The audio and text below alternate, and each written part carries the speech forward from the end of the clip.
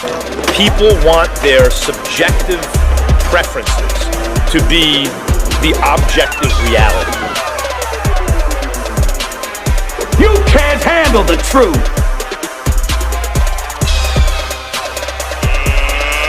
Let's get ready to rumble!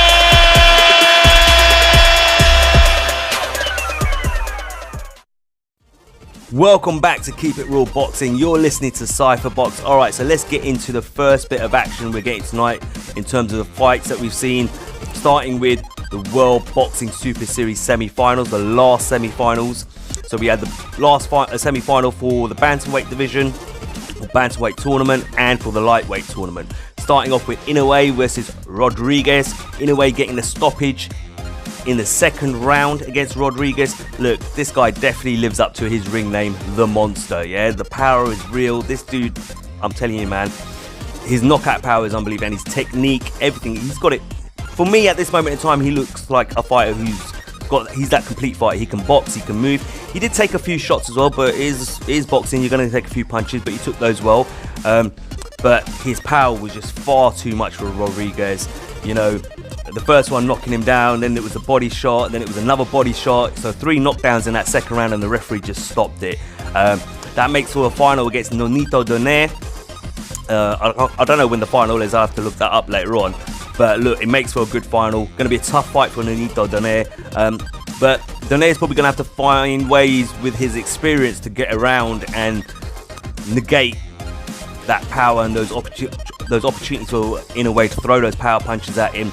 But it was a really good fight tonight. Nice, sweet knockout. But like I said, this dude definitely lives up to his name, The Monster, no doubt about it. Okay, moving on to the second semi-final at 140 pounds. Listen, Josh Taylor versus Ivan Baranchyk. Now, listen, my scorecard was completely different, right? Now, Josh Taylor got the win, right? One judge scored it, I believe, 117-109. The other 2 judges scored it 115-111. Right?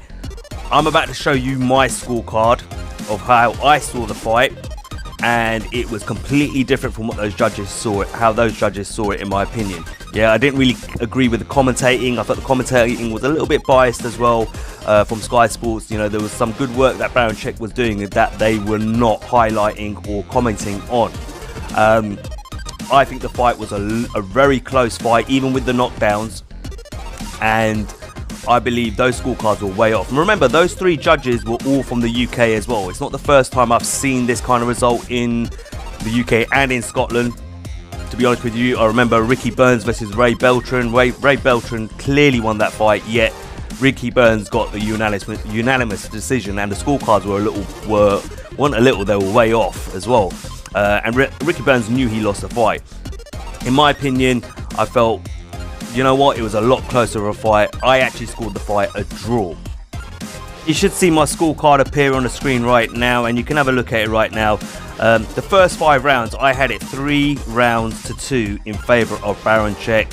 I just felt in those... Look, don't get me wrong, I felt every round was extremely close. I felt there were some rounds where, yeah, Josh Taylor definitely won the rounds, and there were some rounds where I felt, a couple of rounds where I felt Baranchyk definitely won the round.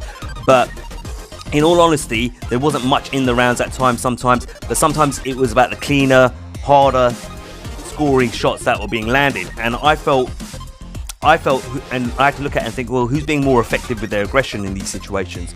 And I thought that went down to Baranchyk. I felt there were moments where Josh, you know, he would pity-patty, throw a little jab out, throw a little combination, but he hit the gloves a lot. But I felt Baranchyk was the one landing the more solid shots, more cleaner shots at times, just by a bit. I'm not saying that Josh Taylor wasn't landing those shots, if you get what I mean, but I just felt he threw 1 or 2 better punches at a time, or he may have had a better combination, you know, during that round, and hence giving him the edge over Josh Taylor in these rounds. Hang on, there were some rounds obviously that were clearly Josh Taylor, especially that 6th round where he got the knockdowns, the 2 knockdowns. But I think the 2 rounds after, I think Baranchyk came out and actually solidly won those rounds. It went back to Taylor for rounds 9 and 10. I thought he clearly outboxed and was better in those rounds than Baranchyk. And then the last two rounds, I felt Josh Taylor became, he was tired. And I felt he was just moving around the ring. He wasn't really doing much, wasn't really landing any significant punches in the first 2.5 minutes of each of those rounds.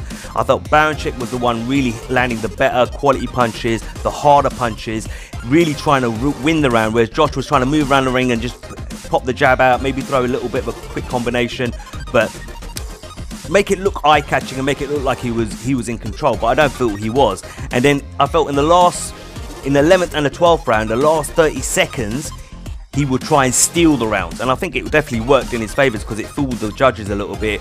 But at the same time, when you're fighting at home and you've got the crowd cheering at every little thing you do, that's going to influence the judges a little bit as well. Let's not forget, remember I said they were 3 UK judges as well, so it wasn't like that, one from the UK, one from the Ukraine where Baranchyk is from, and then we'll get a judge from the US. You know, these were 3 UK judges in my opinion. So, you know, like I said, every time Josh Taylor sometimes would just pop a jab out and the crowd would go nuts.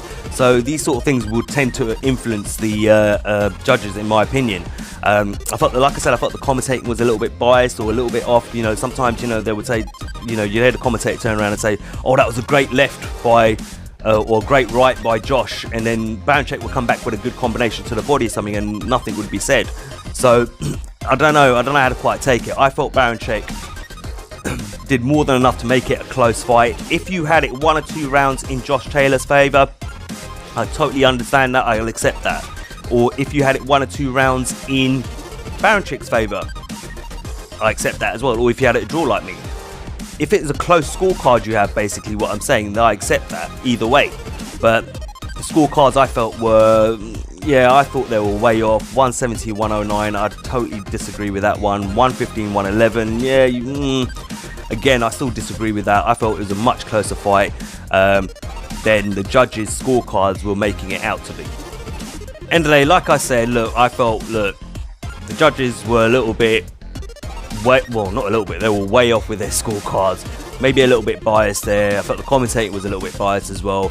Hometown, I felt it was probably a bit of a hometown decision as well, to be honest with you. I've seen this before, like I said, with Ricky Burns and Ray Beltran years ago.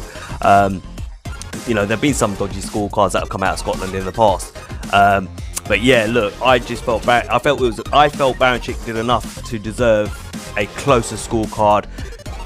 If you saw, he may even won the fight. Do you know what I mean? Potentially, but on my scorecard, it was a draw. You know, if you had it 1 or 2 rounds in front, you know, in Josh's favour, don't have a problem with that either. But I just felt it was a lot closer of a fight than the judges' scorecards were indicating. Listen, great fight though. Both fights were great. Great start to the night. You know, great start to a night of boxing. We also got across the pond later on, and it's Deontay Wilder versus Dominic Breazeale, so I'm looking forward to that one as well. Let me know what you thought of the semi-finals, the World Boxing Super Series semi-finals. As always, guys, like, share, and subscribe. Until next time, this is Cyphbox reminding you to keep it real.